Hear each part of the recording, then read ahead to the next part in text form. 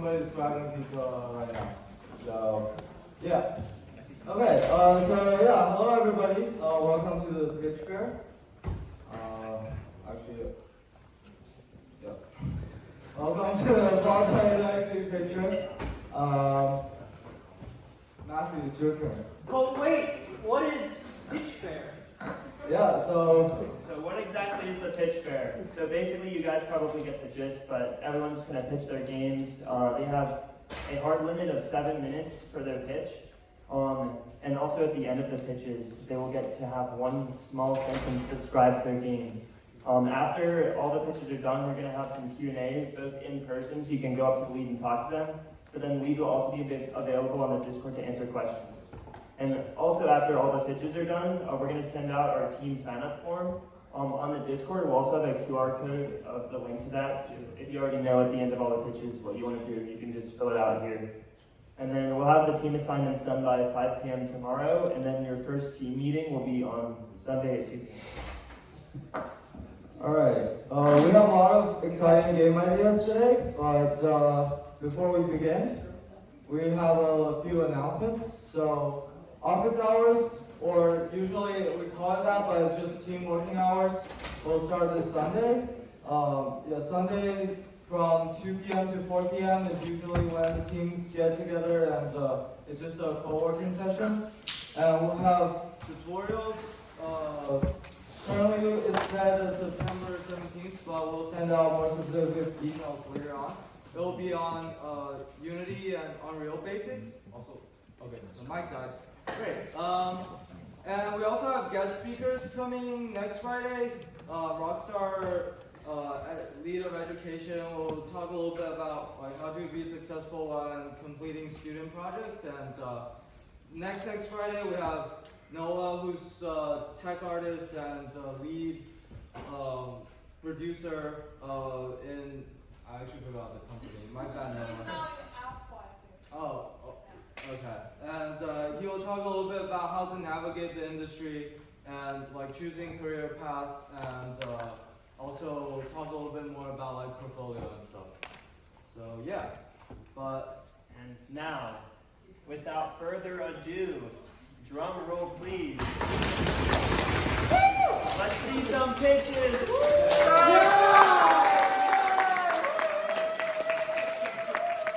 First box is A box.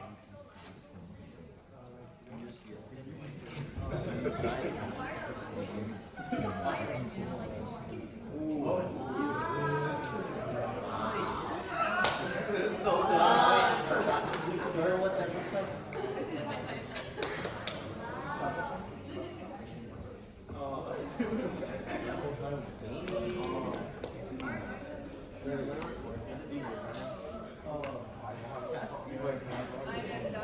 alright, cool.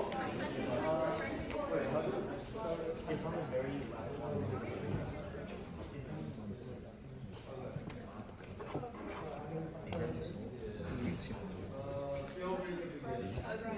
Hello everyone, this is Albert, and it's gonna be a 2D Metroidvania style game. But so before we start, some self-introductions. So I'm the leader, I'm Jing Xuan. I'm currently a sophomore studying CS, and I also have a minor in game design. Hello everyone, I'm Shani. I'm the BXC program for Math and Music Tech. I'm co-leading, and the fun fact is I've worked with Newton last year always.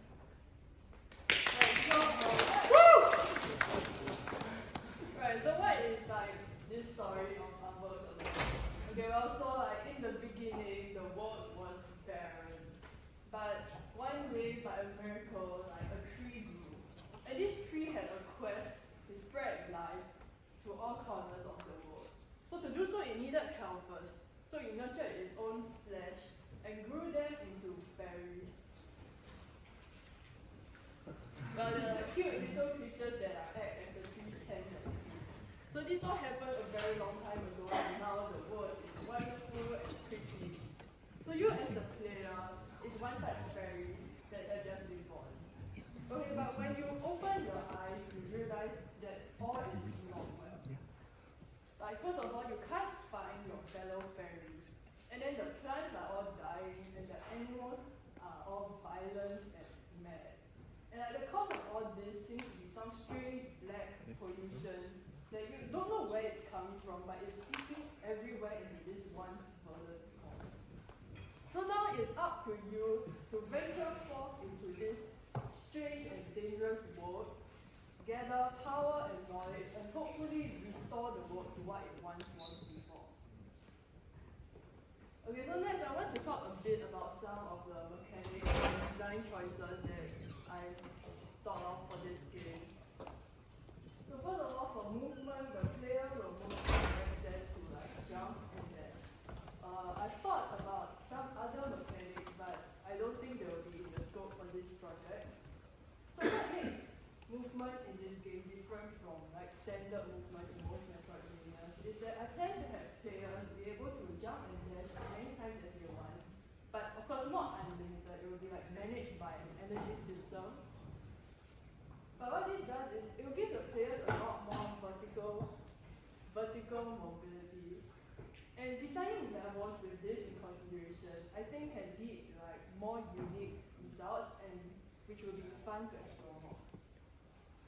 As for combat, I decided to keep it pretty standard, so like players will have a directional attack and a heal. So like to keep the scope simple, I wouldn't be considering things like skills and equipment for now. As for art, I want art to be a key experience in this game. Because even though like art doesn't directly affect gameplay, I believe that it's like integral in creating an immersive experience. So for example, like some things I thought of is that I want to like layer multiple backgrounds and effects and create interactable objects. So what are we looking for? Actually, we don't have any mandatory experience as long as you have an open mindset to learn things throughout the semester. But of course, it's helpful if you have some experience in coding or some kind of art. So ideally for our team, we would want about 4 to 5 programmers, 4 to 5 artists, and 1 to 2 sound designers. We will be working in the Unity game engine, and for artists, you're free to use any software you are comfortable with. As for sound this semester, we want to work with WISE, which is an industry standard and can help you build up your portfolio. Our minimum viable product for this semester, we want to keep it small and in scope. So we want our core gameplay with walk, jump, attack, basic enemies, and in terms of levels, it's not really levels, it's 2 rooms connected to one another. There will be 2 of those rooms with 1 boss fight in the end. This is our production timeline. We want to focus most of the stuff before beta, which is November 10th. After that, we anticipate that people will be very busy. So most of the debugging work will be afterwards. And before that, we want to complete most of the art assets and most of the code structures. Yeah, thank you.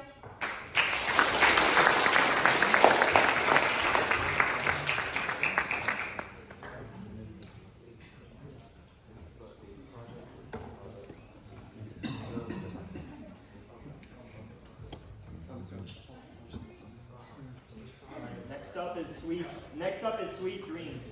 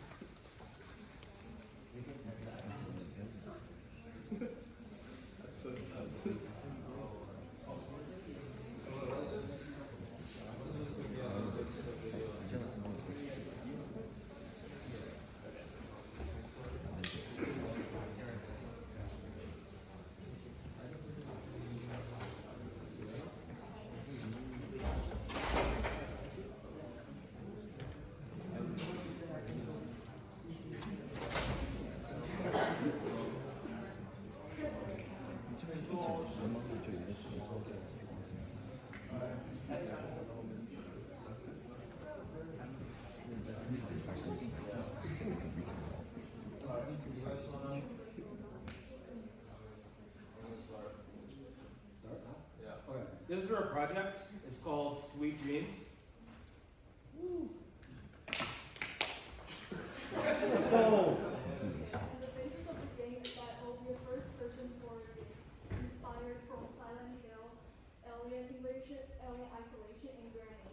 And the game sets place in an abandoned orphanage. Players have no idea how they have woken up in this unfamiliar environment, and they're attempting to escape from what seems like an unending nightmare. So here's a smidge on who we are. Hi, I'm Joe, EXA major. I've done some designs for characters and games and stuff. Hey, I'm Justin. I'm an ECE major. I've done some game programming in high school. Hi, I'm Chara. I'm also a PC major with some experience in series development.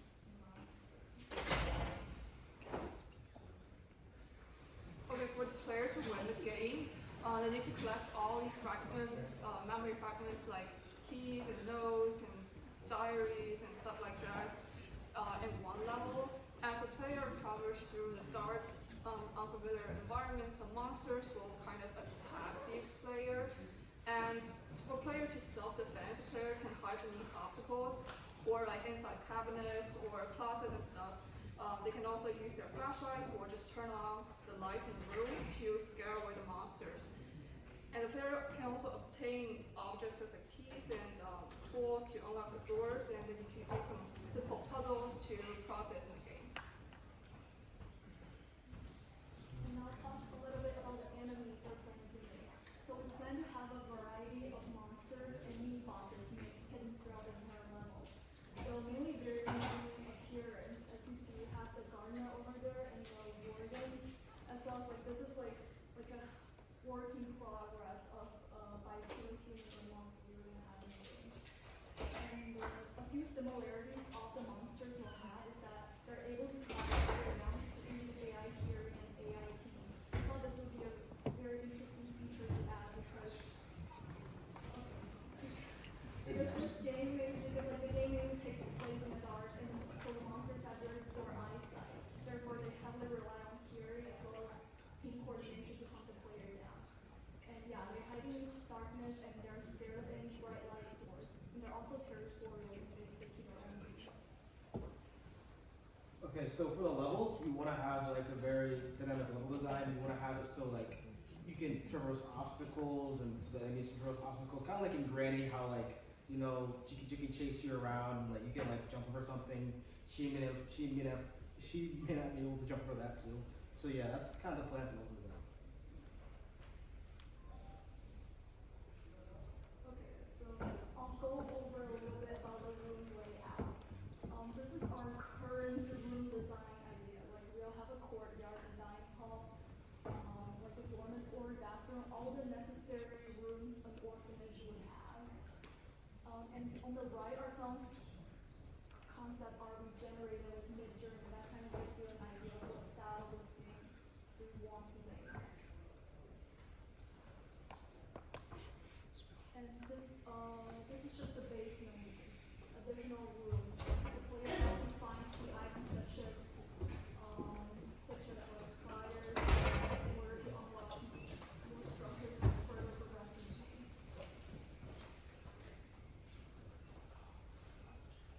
And yeah, just more concept art images. We have the bathroom, the library, the hall, the sketches of class, and we have the classroom.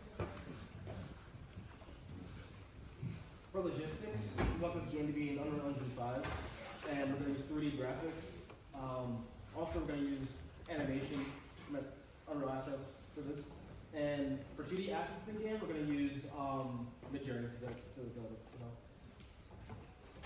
And for our MVP, we're going to have one level for sure. We're also going to have an interactable environment, and we're going to have maybe 1 to 2 enemies, and we'll have a basic story and background. For horror games, we know that music is a really big aspect to it, so we want to have background music too, and we'll also have a basic inventory system as well that includes torches and matches.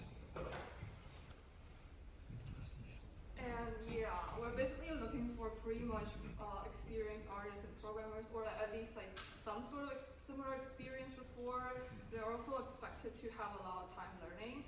And I know that music people are rare in this club, so that we're just looking for someone who's willing to learn music and just do the music part. And for programmers, we can find extended tutorials to tag them to, for debugging and stuff. And we can also direct artists to find resources, but just for the music, you are expected to learn a lot by yourself.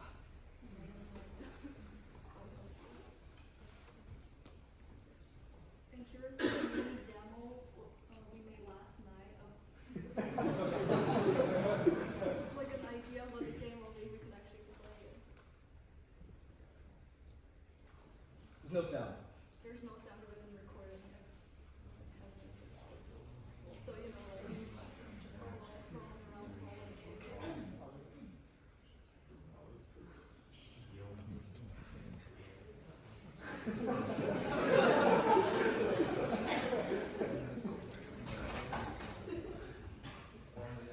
I think that's it. Yeah, that's it. Yeah.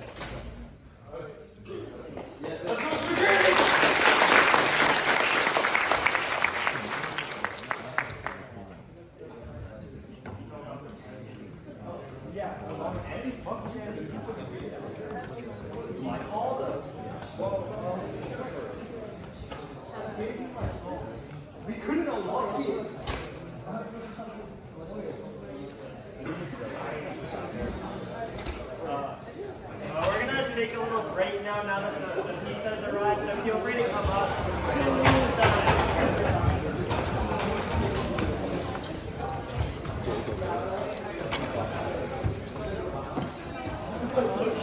Don't knock over the. Hello? Hello?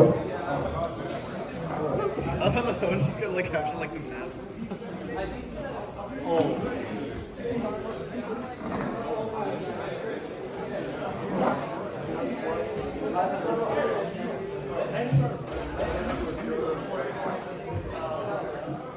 Your class is starting in 2 minutes.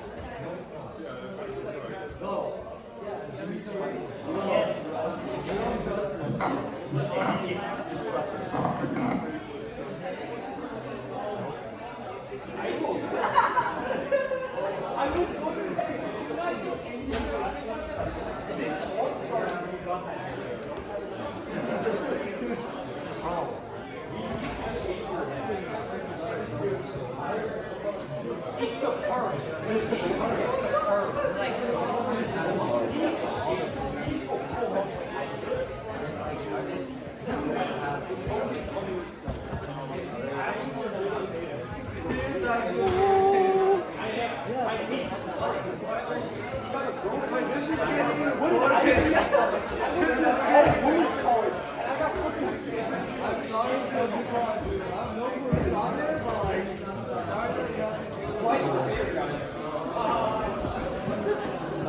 Let's get some of this juicy slice of life. How's it going?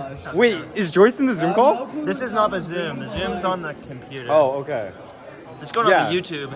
Hi, YouTube. I hate this dude because he got a perm. What should they do to the YouTube channel? Do you know what they should do on the video?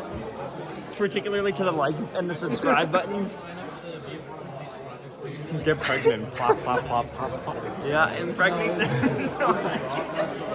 You don't know where that's from. That's from a fucking what's the stupid 3D VTuber? There's this random VTuber that just randomly said in her stream that got I wouldn't know it went anything popular. about VTubers. Well, neither do I, but it blew up on the I internet. see.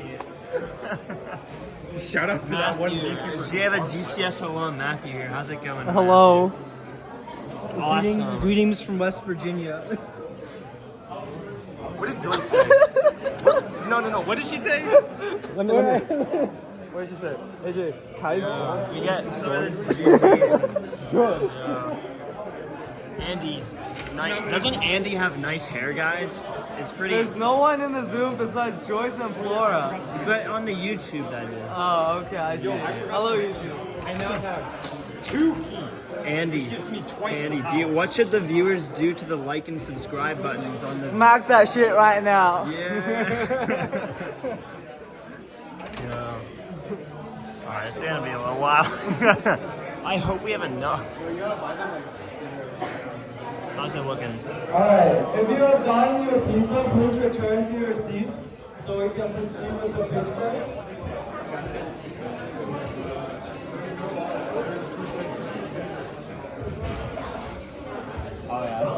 You guys gotta get more vegetarian pizza. More? Okay.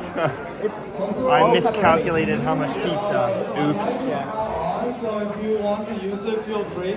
And sorry about the We'll tell sweet leads when they come up. Yeah.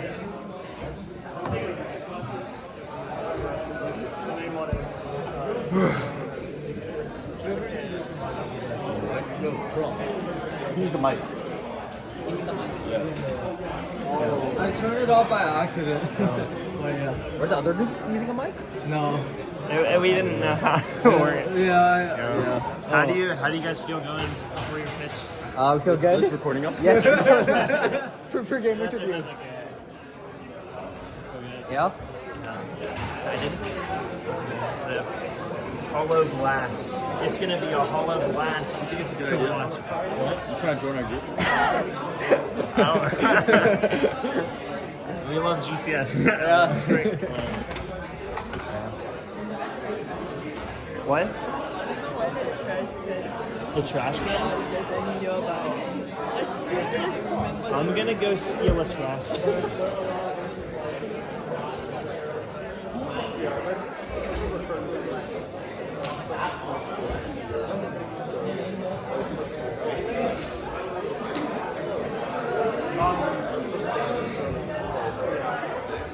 So far, I don't know how it is nearby, but 6 games, 6 pitches.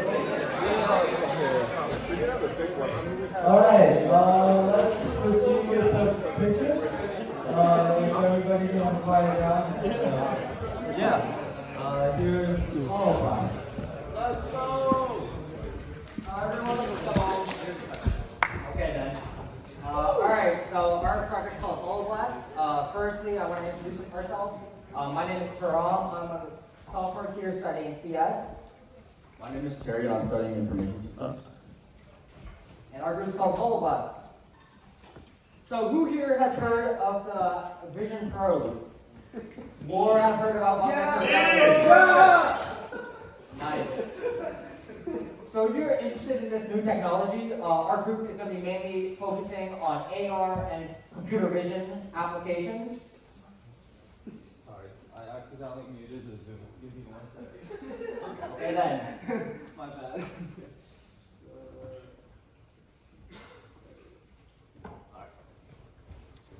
Alright, yes. So our project's going to deal with these applications, and we want to get everyone familiarized with the new technology.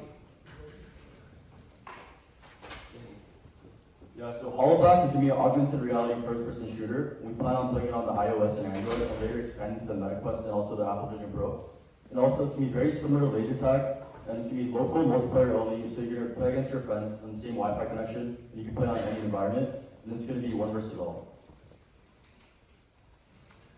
So I'm going to walk you guys through the experience, you know? You pull out your phone.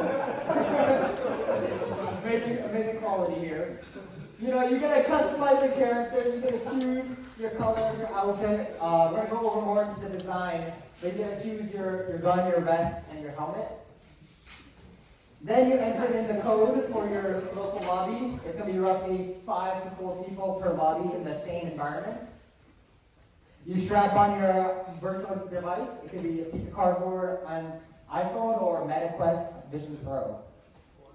Then you enter the game. So this is in your living room. You're playing with your 2 friends. Your arm will become a gun, and they'll have their augmented, personalized suits. And then after you've beaten them all, you get to win. Winner, winner, chicken dinner. It's your royale. So, if you guys are interested, we're gonna have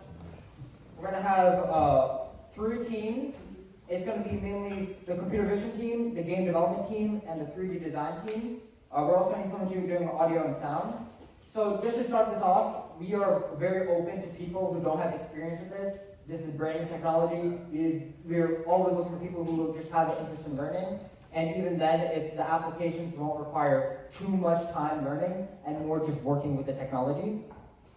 So more specifically, the audio and sound, we're looking for 1 or maybe even 2 developers to help and create some sound effects. Computer vision team, we're looking around 4+ developers.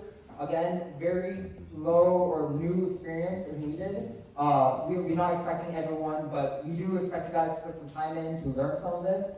And it's going to be a bigger willingness to learn situation. Second team is going to be the game development team. So we're looking for 4+ developers. It could go down to 3. So this is people who've used Unity before, know the Photon network, C#, Java. Some coding experience is required because it's going to be a lot of debugging and working with the technology. And thirdly is the 3D design team. So this is 1 to 2 artists, maybe more. This is going to be creating the simple kind of 3D models that we plan to go more into depth with. It's going to be in Unity and Blender experience is very nice to have, but it's not necessary because everyone is here to learn. So first is going to be the computer vision team. So the computer vision team will be the team working towards kind of changing the actual input and turning it into kind of the augmented input. So this is people who are going to be learning with Unity's AR engine and the OpenPose technology. We will kind of tutor you guys, help you guys out and explain it all, but this is really just what you guys will be working on. And then the second team is the game development team. So this is people who've done Photon Unity networking before, C# experience. You guys are going to be setting the lobbies, the networking, the connection, the cloud, all of that. That'll be in your hands. Yeah, and for the 3D design team, we're going to be using Blender and Unity, and we're going to be using voxels to put the simplicity, and also we're open to beginners. We want everyone to be able to design a gun or a helmet or even the chest plate. And thank you for your time.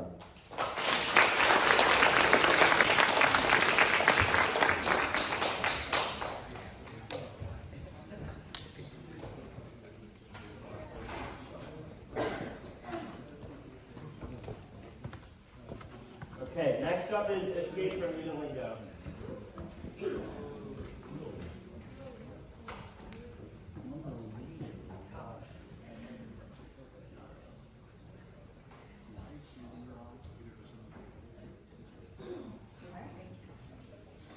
Alright, hello, the name of our game is Escape from Unilingo, and it's an AI-based puzzle game. And so just to introduce ourselves. Ooh. Oh, there we go.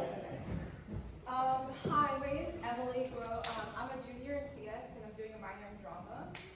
My name is Emily Anspoker. I'm a junior in HCI with a minor in game design and design for learning.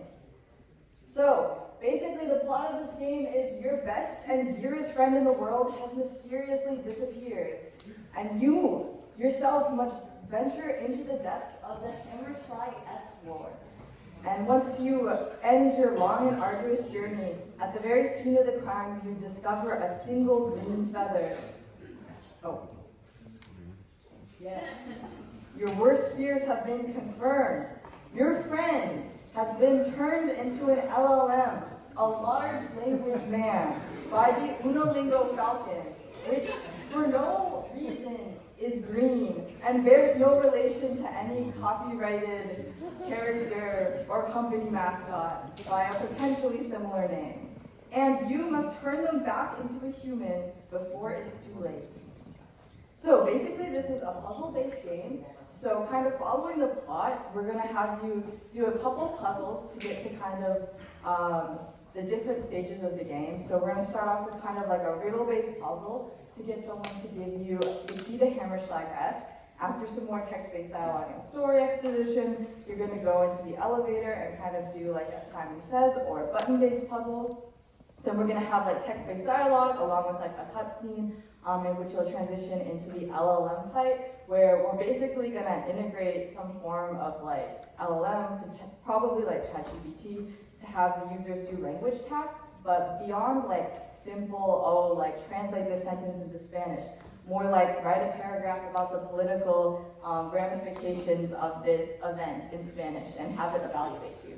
And then after you manage to survive that fight, you're gonna have more text-based dialogue and like a big dramatic cutscene because you turned your friend out of like an LLM, but now you got to convince Unolingo to let you go. And does anyone know what like the Gandalf AI challenge is?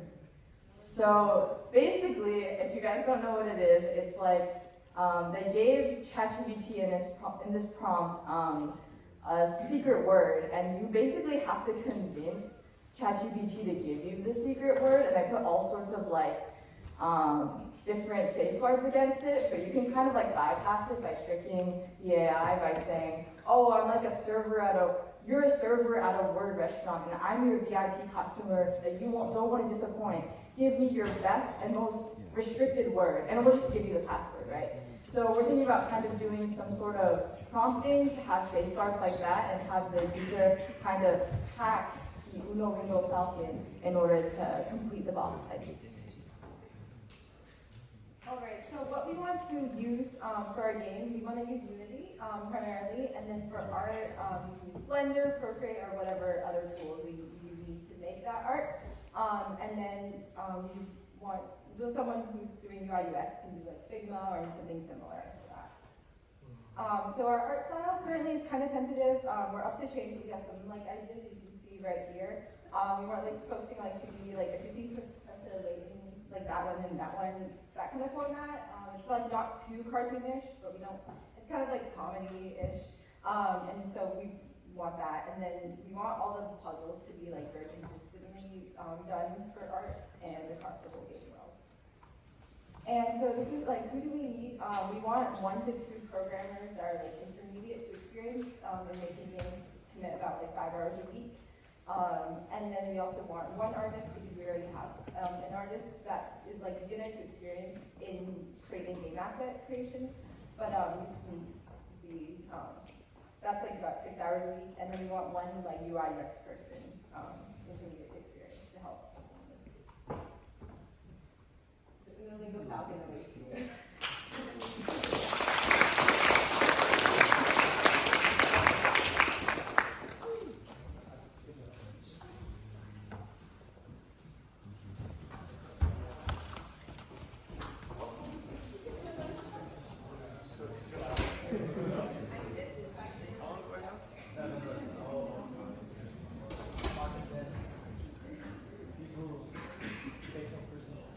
Next up is pretty much a walking sandwich.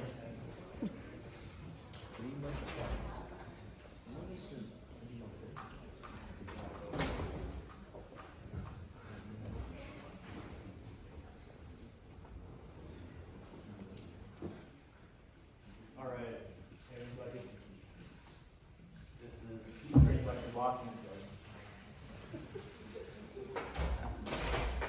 I'm Al Genesu. Last year I led Blink, a puzzle game, and Bullet Ballet, a bullet hell game. But I have some pretty good experience with Unreal and 3D development in general. Yeah. Oh, we don't need to watch that. Watch that. Anyways. Yeah, so there's only 2 important things with this game, this walking sim. And one, at the top of the hierarchy, is creating a rich, dynamic world. This is very much going to be an art-driven game, where the primary goal is just to make the most immersive,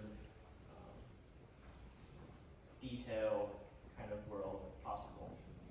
And one of the tricks, per se, to do that is that, yes, the environment's going to be large, but the actual gameplay areas are going to be relatively confined to give the illusion that you still have high detail and interactivity in these areas, but still get a sense of a large world. And I'm really pushing for the feeling that this world needs to feel lived. It needs to feel like an actual world, not just this thing in a video game. Part 2 of the game plan is to have realistic consequential dialogue. So, a lot of walking sims, you do have dialogue, but a big pitfall is that they don't actually, you're presented with the illusion of choice, that your choices matter. In reality, they don't matter. So, one of the things we're aiming for here is that the dialogue is actually only consequential, and hopefully the dialogue will also be interconnected, where one branch of dialogue will affect another, and this will all be voice acted, because voice acting is cool and immersive. Yeah, so the gameplay itself is going to be relatively simple. Basic movement, probably not even jump. You have your dialogue, like I said, and some very basic environment interaction. So all of these will be binary actions, meaning stuff like you open a door, you throw a rock at someone. There's no threshold of action. So really simple interaction. And again, just to really push the point home, the primary interest of this game is derived from the world, not from the gameplay interactions. A list of a walking simulator sort of like games that probably going to draw heavy inspiration from. Oh, good games, good stuff. So this world is going to be set in present day in this town. If you know, there's a town in New Mexico called Tucumcari. Very cute, quaint town. And basically, it's just full-on retro Route 66 vibes. Well, it is on Route 66. But this is the world aesthetic that we're going for here. Yeah, really nostalgic, I would say, want to sum it up. Art, we're shooting for photorealism here, using Unreal.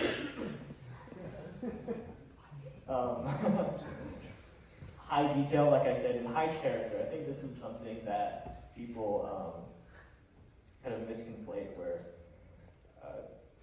you can have sparser areas, but they have to have character, they have to be interesting. And we're going to be taking advantage of what Unreal does best, with all its little greebles, as I like to call them. I'm also going to be shooting for some nice animations for all the NPCs there. Ideally, trying to get some mocap and face cap for the main characters. Just good animations, and the last spice on top is not character animation, but I guess VFX animation and particle effects that will really complete the immersion in the world. The story is to be fleshed out, as you can see, but the general idea is probably going to be about the theme of kind of going back to home, whatever that means, and reconnecting, or trying to reconnect with a childhood acquaintance or friendship, and kind of exploring where that leads. Yeah, this will be fleshed out. Anyways, sound, like I said, dialogue's going to be all voice acted. I do really like the idea with music that you have diegetic bands and albums, so all the music in the game can be explained as originating from within the game. I think that's just a nice touch that also kind of leads into the immersion. And also ideally, with all the sound effects, we're aiming for having kind of this dynamic procedural response where, say, if you're walking on wood versus walking on sand, that would be two different footstep sounds. That's what we're looking for here. Programmers, and lots of 3D artists, 3D animators, like I said, art-driven game, voice actors. We're going to be using Unreal, and this cool plugin I found. Any 3D software will work.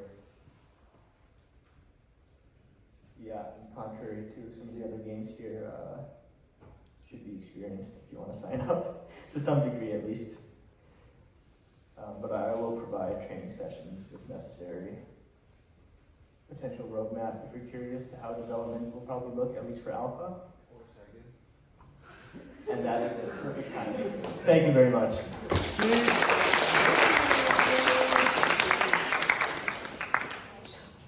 Also, even though Alex sounds really dead inside, I would say he is a very competent team lead. Alright, up next is Ultimate Jumper.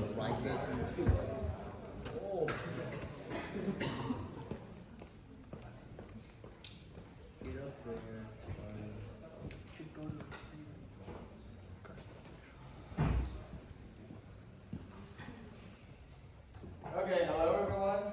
I'm Dario, and this is Automa Jumper, which is a cellular automata meets platforming. Let's go, Dario. So, who am I?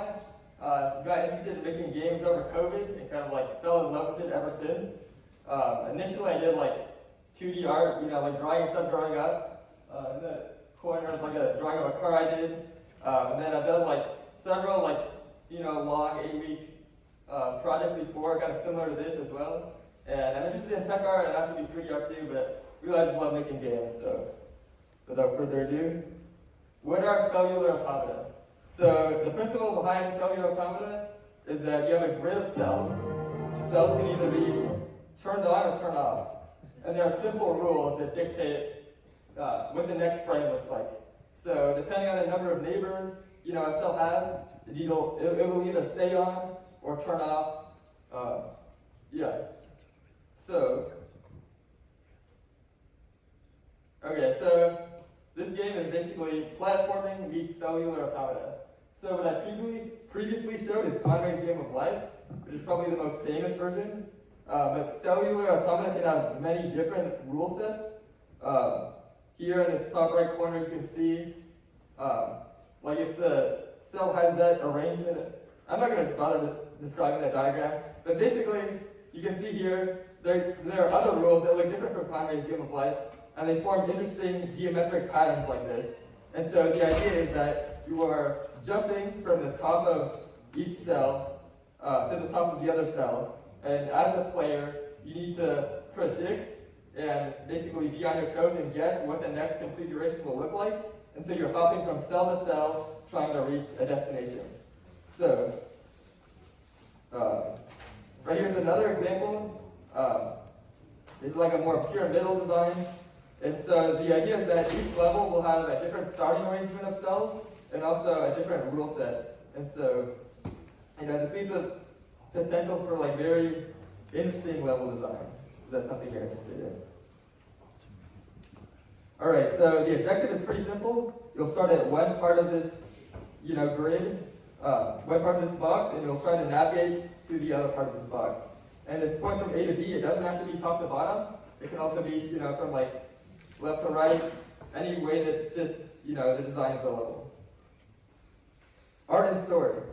So a big part of cellular automata is that they are determinate, meaning based on the starting configuration of the cells, the ending configuration will always be the same. So the question that this game is asking is that, do we control our fate, or does fate control us? When we are placed into life, do we control what our end state will be, or are we, also following a similar set of rules? So there's a bit of a Gothic medieval theme to this game. During the Protestant Reformation, the Calvinists were a group that split off, and they believed in predestination, which meant that at birth God decides if you go to heaven or hell. So it's kind of like, as a player, trying to fight against this establishment. Yeah, and this is like a mood board of some sculptures and architecture. I'm kind of inspired by thinking for the art direction. Thinking of the protagonist, you have some type of religious heretic or social deviant something. You have the weird ogre devil-looking guy, and then protagonists, these ominous statue forms. Just this is a mock-up. It's just something I whipped up in Photoshop, not to be taken too seriously. That's Mario as the demo character. But yeah, this is just an example of how the art might interplay with these, with the self-configuration of things. In terms of the art itself, I'm thinking of like a 3D side-scrolling type. This is not a mood board, just an example of 3D side-scrollers. I think although the gameplay makes sense to be played in two directions, I think 3D provides its own set of challenges and like opportunities for learning, which is why I want to go in this direction. In terms of hardware, Windows, using Unity, use your 3D modeling software of choice, use your drawing software of choice, be it Photoshop or Procreate or whatever. Even though it is a 3D game, you do need 2D assets and like LibDev, and yeah, music, whatever DAW you choose. Previous experience, prior experience is preferred, but if anyone wants to learn, you're free to join the team. I don't want to not into gatekeeping any of that. I'm welcoming anybody who wants to learn. I like people with experience. Nice. Help given. I do have experience in these fields as well, so I'll provide you as much help as I can give. Be it either personally helping or directing you to resources. And also another thing is in terms of team size, I'm thinking 4 to 5 programmers, like a programmer for game development, character movement, just general systems, moving from level to level, stuff like that. Split up that way, so our programs want to merge roughly that number of people. In terms of artists, also 4 to 5, character artists, environment artists, a few people in each of those fields. Music, 1 to 2 UI artists, also 1 to 2, just, we need you guys, so please come. And yeah, that's pretty much it. Thank you.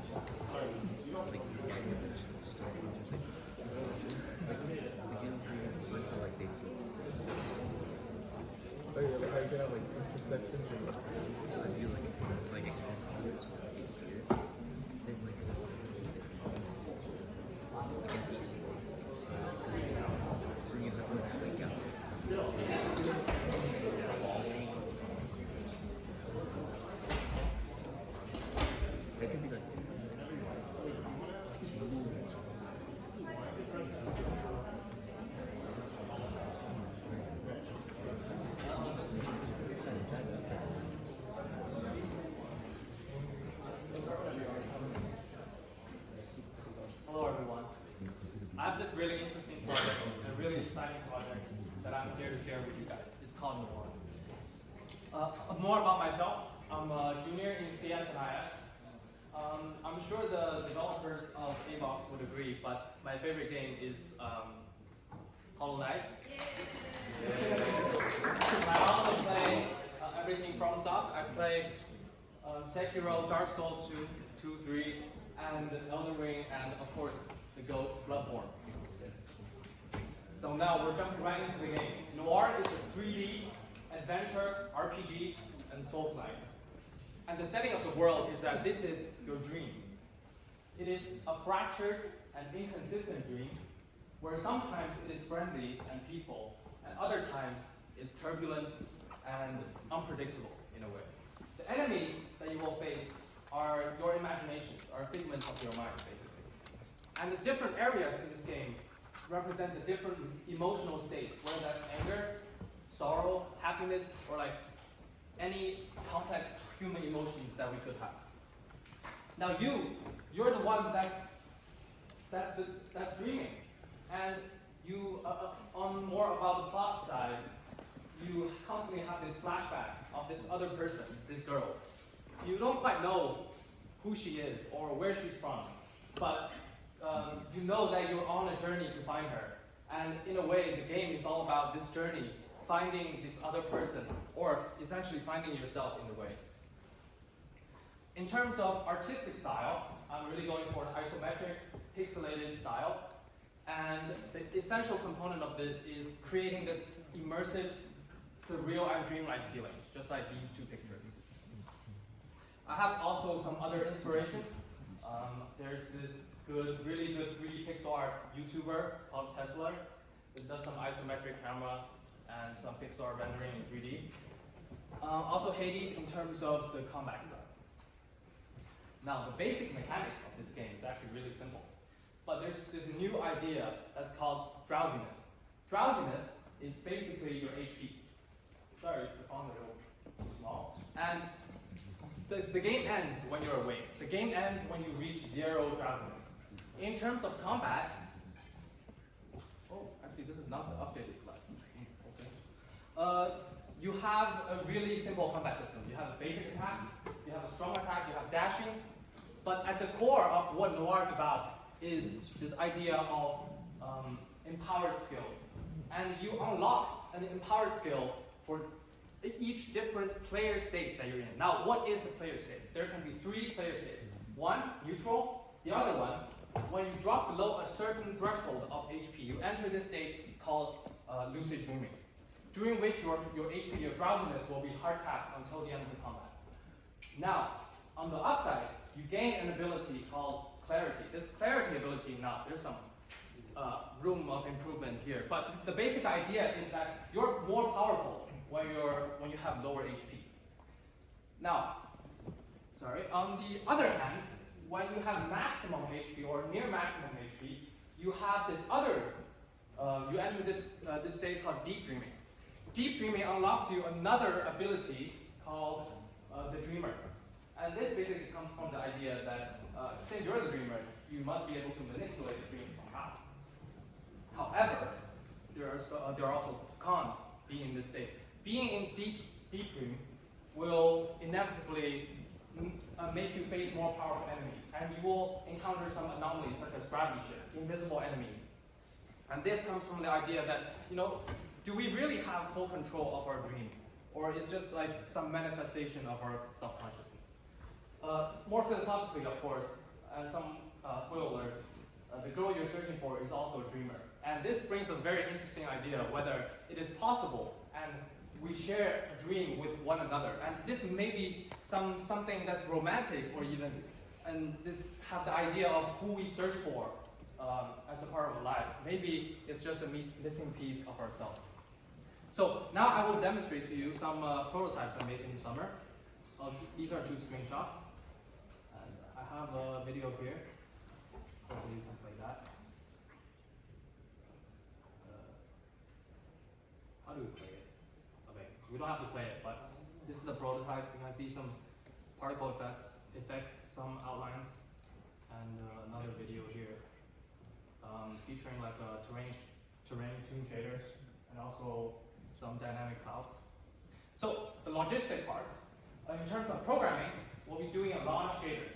I expect you guys to know some degree of GPU coding, and a big project that I want to be working on is a terrain tune shader. Also, I have very limited experience doing UI stuff, so I'm going to need your help in UIs. But we'll also be doing some cool stuff like procedural generation, like visual effects, AIs, and some player controls that's AI based. Also, we'll be using Unity. The most important thing on this slide is the level design. I really want to incorporate, again, this idea of fractured, inconsistent world building in this game. But some other notable things is, other than the basic bundle that you're given being an artist, it's to achieve this pixelated 3D effect, I just used some low poly mesh. So maybe we can reduce some work designing some not too detailed meshes. In terms of musician, I am not the most talented musician, but my 2 amazing music leads will be able to help you. And the basic idea is, I think the most important thing is, again, the OST. I'm a big fan of Hollow Knight, City of Tears music. Strings and piano are my favorites, so something to keep in mind. So I need some writers to help me sort of polish up the world that I'm sort of building. And there's just one last thing that I want to mention before the end, and it's that whether the scope of this project is a bit too big for this semester. And the answer is yes. So I'm only going to sort of design one level, leads up to a boss fight similar to some of the previous presentations that you've heard. But something I really want to really get done in this semester is the core features, because that's what makes Noir different from other games. The core features, different player states, redefines what it means to have a health bar system. The health bar, usually in any other RPG, is always better to have a high health bar over a low health bar. But in Noir, being in different states give you different pros and cons. So that sort of forces the player to be aware and be very careful about what health that they're at. And this sort of redefines the system, and you have to be careful about the level of health to adapt to different scenarios that you face, to different enemies that you face. 4 seconds. I'm done. Thank you.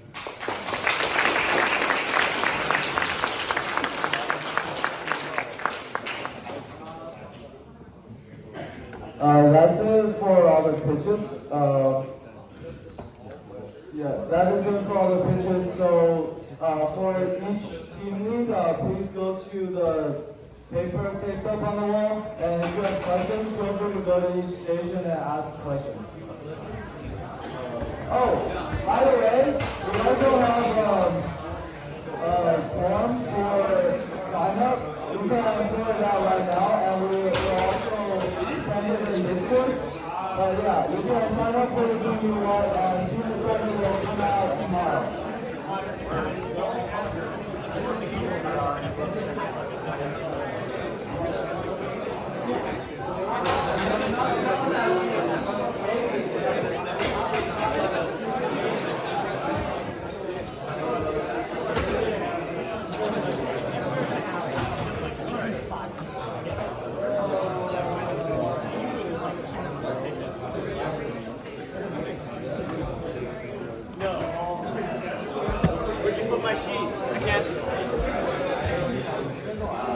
Be up there. Up there. I just randomly.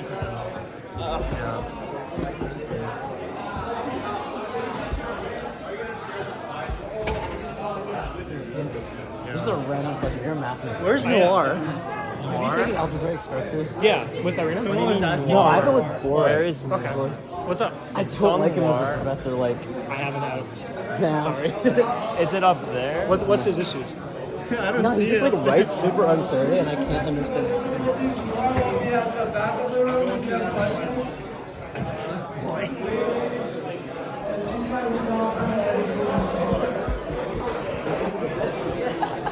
I lost Noir. Oh, well. Bye.